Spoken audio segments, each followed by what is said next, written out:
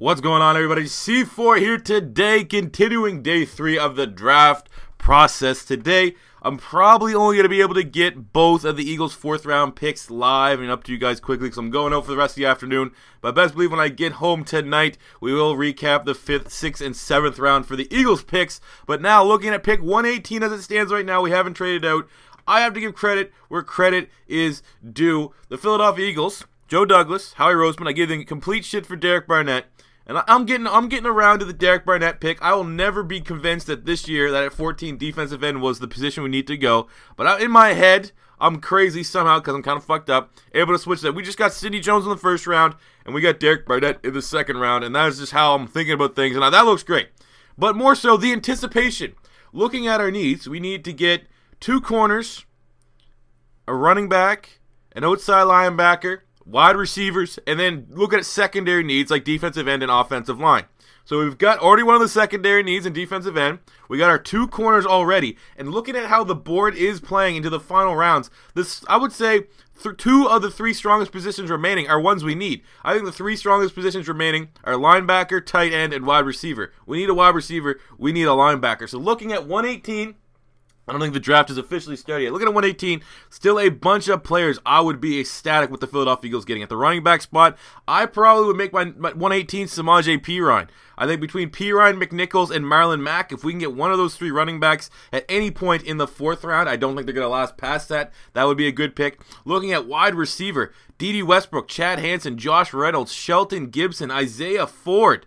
Just to name a couple, those are the big wide receivers I think we may gamble. If I'm the Philadelphia Eagles, I'm going to be ecstatic if our 2 4th rounders goes wide receiver, running back, wide receiver, getting those positions out of the way and getting that checked off. Offensive line could be considered a secondary need, and with Nico Siragusa, Will Holden, Rod Johnson, Dorian Johnson still there are still going to be some good offensive linemen available if that's a position they think that we should try to address, which I think we should try to get one offensive lineman. Even Chase Roulier, one of the top centers, is still there.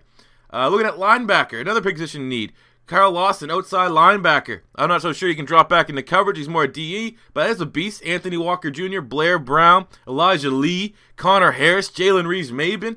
I'm very happy with what's left there at the linebacking core. And even if you want to triple dip at the cornerback spot, KZ is there. Height, weight, speed of what a Jim Swartz wants in a corner. Same with Corn Elder. Howard Wilson from Houston's a solid pick. Channing Stribling from Michigan is not bad as well. So plenty of picks still here, but I definitely think the meat and potatoes are at the running back, tight end, wide receiver, linebacker. Those are all positions that we want to look at upgrading, and there's still tremendous value there. So I can't wait. The pick is coming up, and we'll recap that very shortly. And they're friggin' opening up the draft with Brian Westbrook and Brian Dawkins pop over the crowd. Let's fucking go!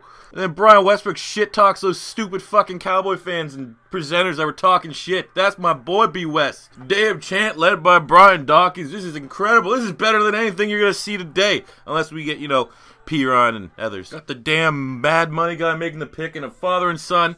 Signed with number 20. Philadelphia Eagles jersey, and they made it a custom jersey with his last name on it. What a fucking tool. And they picked pretty much the only wide receiver I didn't mention, which is Mack Hollins, the wide receiver from North Carolina, 6'4", 220, big-bodied guy. All I really remember was at the combine they said he'd be a special teamer, and I'm pretty sure he got hurt. Don't know how to feel about this pick, to be completely honest with you, especially with, Shelton Gibson, Chad Hansen, Isaiah Ford still on the board. This is wide receiver. I mean, they went the right position, I feel, but I don't know. With Mack Hollins, 4.53 speed, I guess he's pretty big, but I just, pretty much everyone kept saying that he's going to be a special teamer. And I see other guys that are going to be big-time outside players, and there's the big, the big thing was made about the list that was given to Carson Wentz of wide receivers for him to give a report on guys he wanted to bring to town. I don't think Mack Hollins' name was on that list.